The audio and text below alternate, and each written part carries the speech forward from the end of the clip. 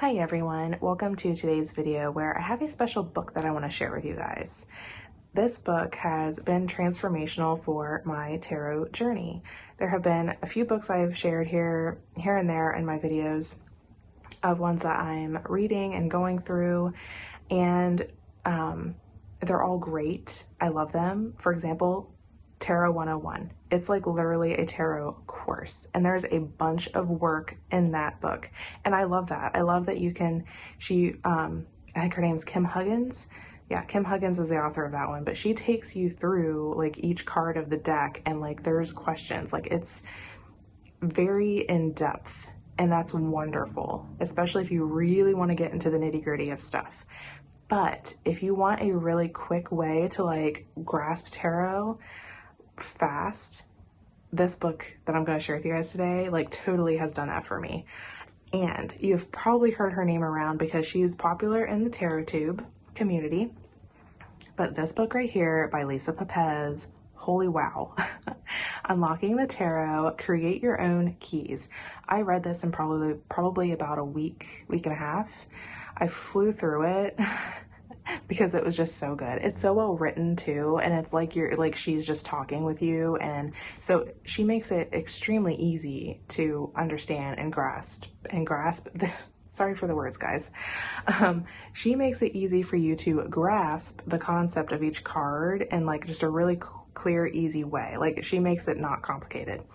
And not saying that the other books I'm reading are complicated, but they do take it in a more in-depth approach, which I appreciate because I do want to like keep digging and keep learning more and more. But again, for a beginner book, and it's beginner friendly, if you want to grasp it nice and easy, it's awesome. And even if you are a tarot reader who has done it for years, this book is still great because it just, again, it might give you another way of looking at things or another way of working with like your favorite tarot deck, which I'm gonna share mine with you, because she wants you to create keywords for your cards.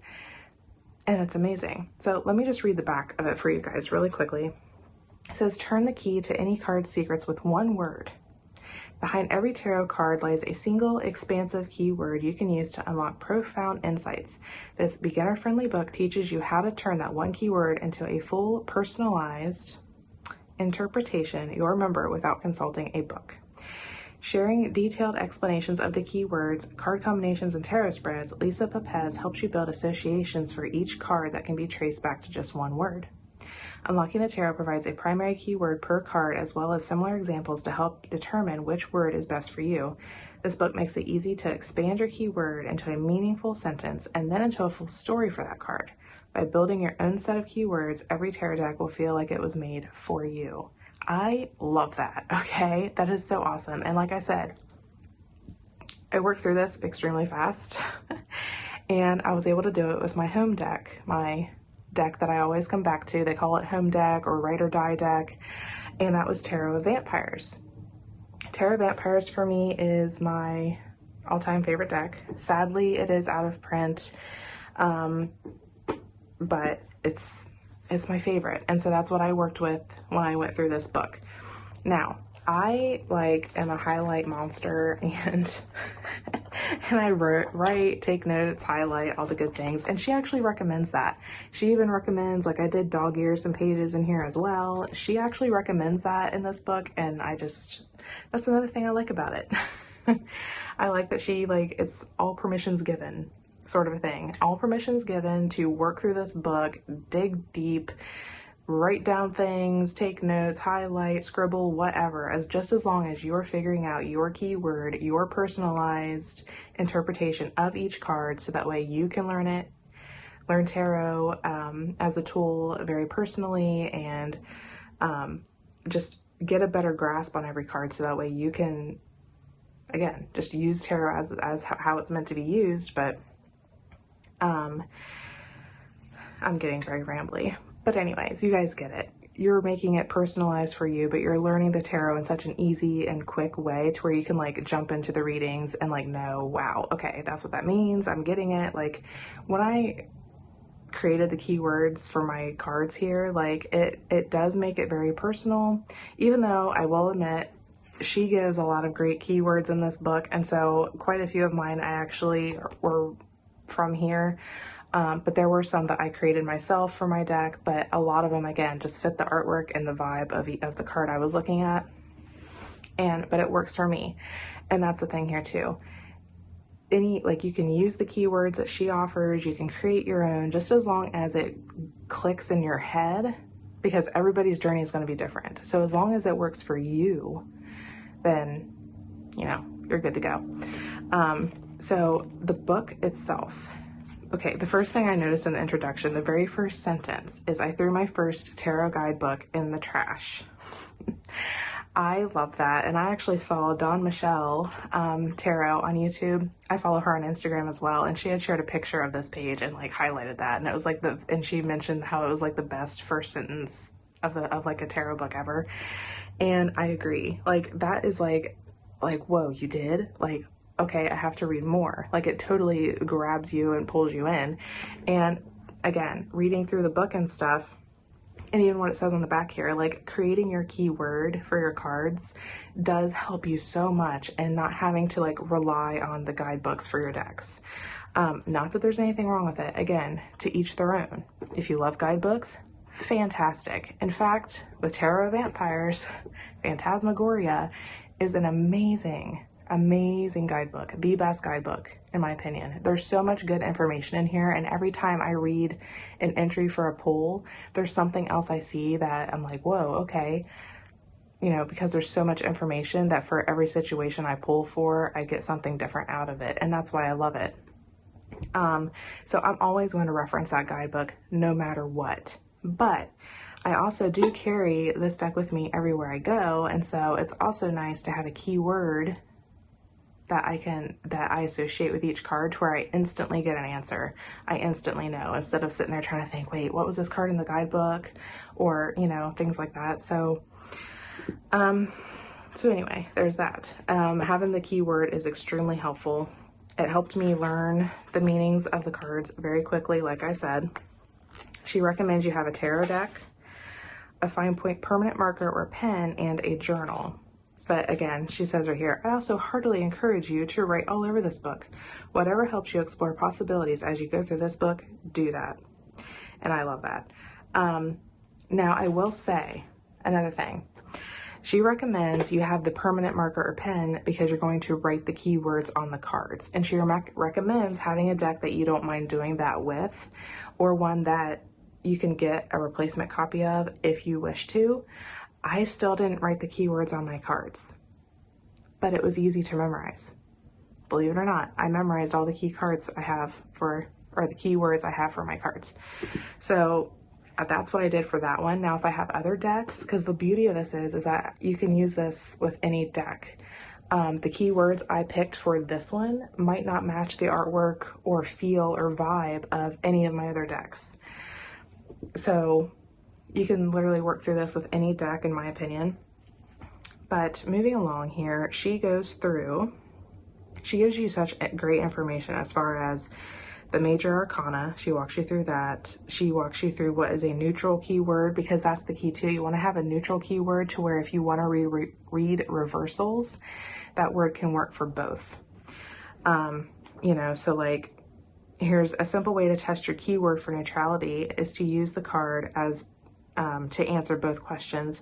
What blessing will come my way today, or what obstacle will I face? So you want a keyword that can do both. She also explains archetypes, because the major arcana are archetypes, and you're the fool and you're following through this journey. She walks you through all of that. And again, I took so many notes and things. And I picked some of the words, like she gives you like her main word. So like for the magician here, we have the potential. That was her keyword for it. But with Tarot Vampyres, for me, I picked another one, and she does give you other options. So there's these here. So for magician, she has manifestation, capability, or manipulation. I picked manifestation because to me, the imagery on the magician card in Tarot Vampyres, and even the definition in the guidebook, in the Tarot Vampyres guidebook, that hit spot on. So that's what I picked for it. Intuition for High Priestess.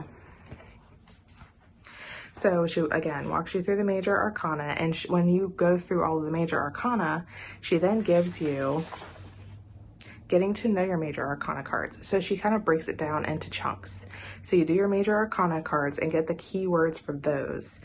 And her definitions, like for any of these cards, she gives you like a full, like a good chunk of information, a couple of pages of information, and then she gives you like examples of other keywords.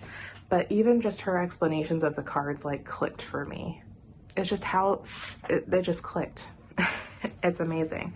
But back to what I was saying, once you go through like the major arcana, you have those keywords, then she gives you a get to know your major arcana keywords section. So you get, so in 5 easy steps, determine what you would like to know, choose a tarot spread, and she gives you tarot spreads in here. So she gives you these tarot spreads right here that you just use your major arcana cards with to get to know them and get those keywords like stuck. Again, if you have them written on your cards, that's easy. I was able to memorize mine pretty well because it just fit. Like those keywords just like, that's what I saw when I looked at the card. So I was able to remember them. But again, if you want to write them, of course, that's what she is telling you to do. But do what works best for you.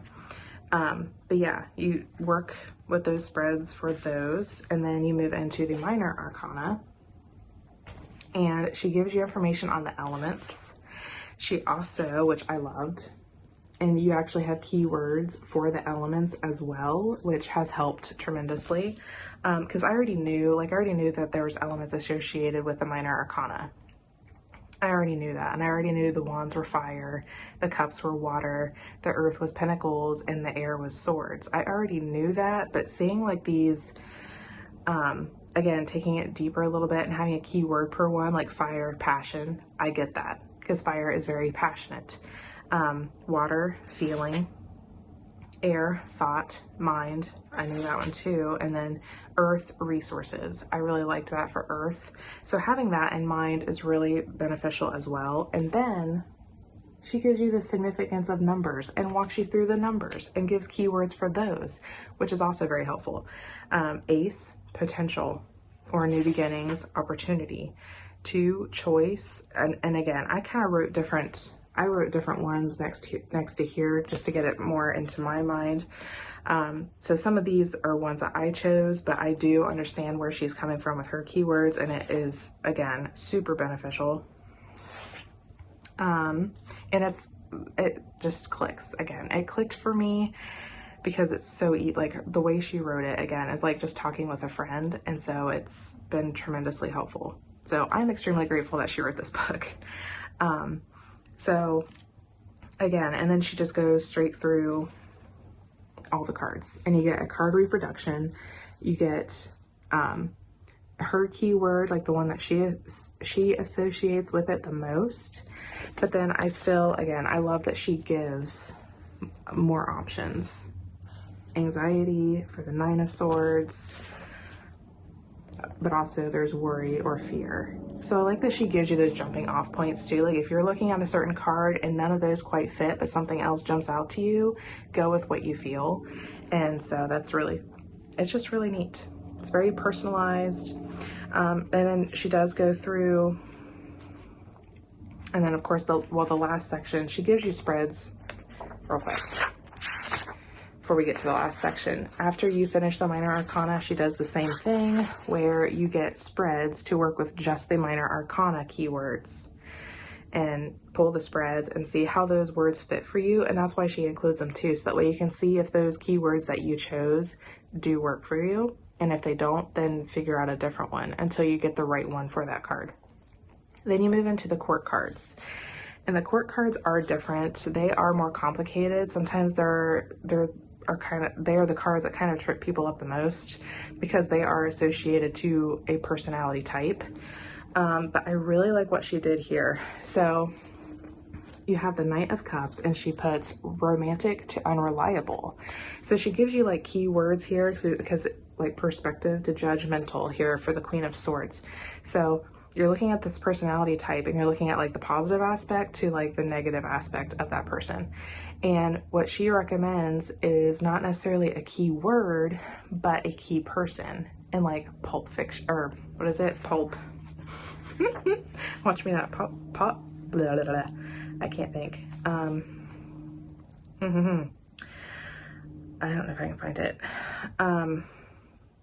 Yeah, pulp culture, pop fiction. I don't know why I cannot think of that, sorry.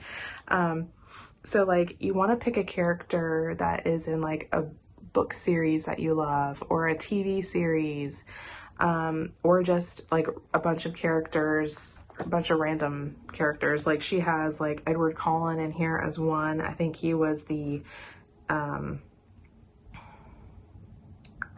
he was listed as the Knight of Cups, the romantic to unreliable. She has Edward Cullen from Twilight. She has Richard Gilmore as the King of Pentacles, I believe. Yes, Richard Gilmore, which totally does fit that. So that was an interesting take on that as well. And then she has more information in the back here about like cards that are similar, but then she like walks you through like how they're similar, but they still don't have like the same meaning, you know, like things that kind of, again, confuse people a little bit. And then she has card combinations. She walks you through that, how to read cards. Like this section was really helpful.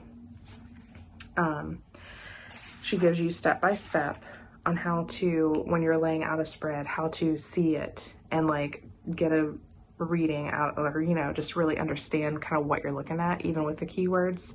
So that was really helpful. And then she does give you more spreads here in the back.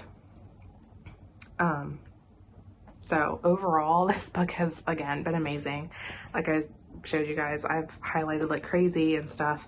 But okay, I want to go through my keywords that I did pick for my tarot vampires, but I did remove my court cards because these, again, are like personalized and they're for like people. And she does recommend not choosing people that are in your life, like, you know, people in your family and friends, stuff like that. She recommends not doing that and choosing fictional characters, you know, to represent the people. And so what I did was I did take a favorite book series of mine and I was able to pick characters out of that series. And so like all of these court cards are from that one series that I love. And it's about vampires, so it totally fits. But I'm just going to leave that. I'm not going to mention those because you guys probably won't have any clue.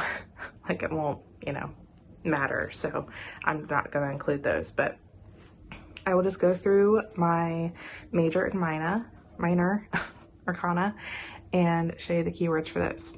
So for the, if I can even read it, 7 of Knives, which 7 represents predicament, but this card is rebellion because you're not quite seeing the whole picture here. It does look bad, but maybe it's not. But it's also just about like not following what everybody says, like kind of paving your own way. So rebellion, burden. Whoa, that was really close. Sorry, guys. For 10 of Scepters, burden. Connection for 2 of Cups. 2 of Scepters is possibilities or intention. Some of the cards I do have like 2 keywords for. So for me, this is possibilities, intentions. It's kind of like you have possibilities, like you have options. You just need to pick whatever you want to do. And then with intention, it's like, why do you want to do that though? So I like that one a lot. Support. Tyrant. This one has quite a few because you can do sacrifice. It's the Hanged Man. So there's sacrifice, there's suspension, there's perspective, like flipping your perspective. Intuition for the High Priestess. Reciprocity. Now watch me not say it. 6 of Skulls is reciprocity. Blah, blah, tongue twister. Death, transformation. Mastery for the 8 of Skulls. 2 of Knives, indecision. Look within. Temperance is harmony. I love this card for, like, I love Harmony for this card because she is blending and mixing like two different substances to create one. So you have to have harmony between these different things that she's mixing here. Cycles. I love cycles for this one because with the Wheel of Fortune, you know, you're constantly going around. Like, you might feel awesome up here, but then you come around and you hit a low. But don't worry, the cycle will change again and you'll be back up top. So, and it just reminds me of the seasons as well. Hierophant is tradition, defense, grief for the Five of Cups, priorities for the Two of Skulls,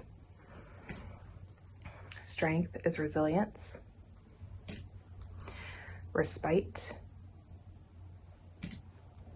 overwhelm, Nine of Knives, anxiety. I like this representation because, like, normally you have the figure in the bed with like all the knives hanging above them and they're like holding their head, like they're like anxiety is after them and they can't get sleep. But in Tarot Vampires, to me, like, yes, that's what that means, but like she has this bloody knife here and she just looks like she's ready to just tear that anxiety down. So like, to me, it's like, okay, I may be suffering from anxiety, but just like cut that crap out. Like, just stop it, okay? So I just really like that interpretation of it that Ian did. Ace of Skulls is opportunity. Devil is temptation or bondage. You know, you can be tempted into something and it's okay to like give into the temptation sometimes, maybe just a little bit, but like be careful because you don't want to be bound there, but also know that you still have the power to get out of it. It's up to you. Ace of Scepters is spark, like a spark of inspiration, spark of the flame. Four of Skulls is security. Eight of Scepters is momentum. Four of Scepters is milestone, which I really like this. She's like pausing, having a little ritual, like giving thanks and being grateful for like the goals that she's reached so far, like this little mini goal that she reached on her way to the bigger goal. She's just like, let's have a little celebration here. So I like that. Bliss for the Ten of Cups. Three of Knives, which, okay, I say three, like, so I'm trying to make it easy for you guys. In this deck, it's three, or like grails instead of cups. And then I say knives, but it's swords. But Three of Knives here is reckoning. The Fool for me is take the leap and trust in the universe. Like, it's reckless and it's a risk. Like, her keyword in the book is risk for this card, and that does totally fit it. But it's also taking the leap and trusting in the universe to have your back, no matter what. Ace of Knives or Swords is discovery.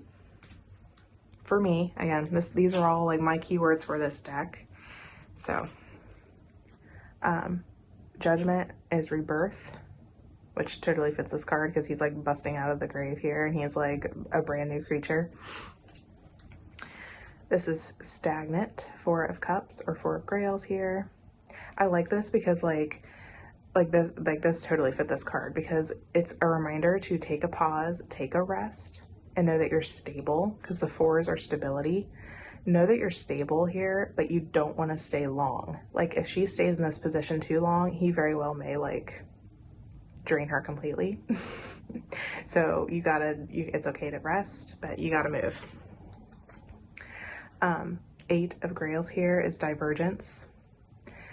You're on this path and you think that you're doing great. You have this goal set, but there's something telling you that you need to leave this certain path. If you can see behind him, there's like this castle here or this like building, and there's a path right here, but then there's like another one over here. And then he's like, like, should I be going a different way here?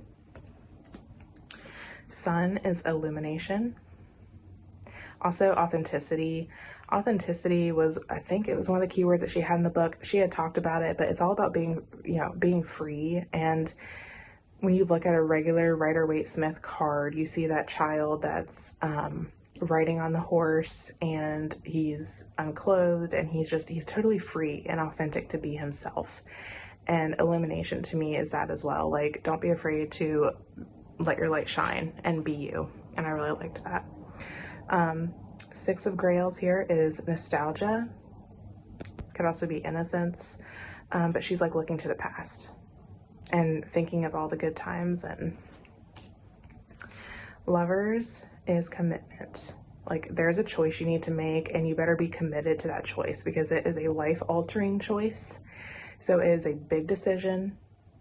Think it through, but I really liked commitment for that. Nine of Grails is contentment. Indulgence. Hermit is introspection. Go within. Emperor is control. He is like the leadership. He has to be in control. He's the authority. Tower is destruction. There has to be destruction before construction. So you might get hit with something that tears you completely down, but it'll be okay because after that is the Star, which is hope. So construction will happen.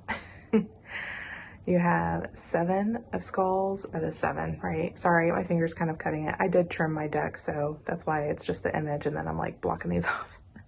But Seven of Skulls here is evaluation, or, well, evaluation is my word for it, but there's also, what was the other one? I did have another one. I can't think of it, but evaluation. Oh, reflection. Yeah, reflection. Like pausing, reflecting on the work that you've done so far. This one's hardship, the Five of Skulls.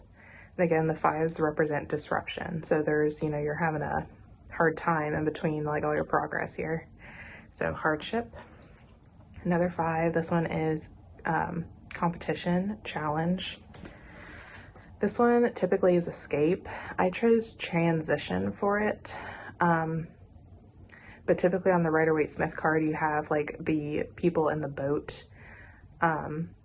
and like water, and they're sailing away, and it's like escape. Like you just need to like escape something.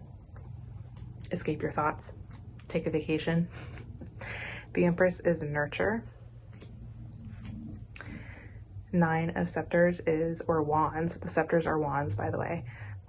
But 9 here is tenacity. Like you've been through a lot of stuff, but you're still sticking it out. You're still defending your goals. You're still gonna make it. You're fighting for it. Chariot, willpower. You have your goals, so set your sights there and take the aim. Just go for it.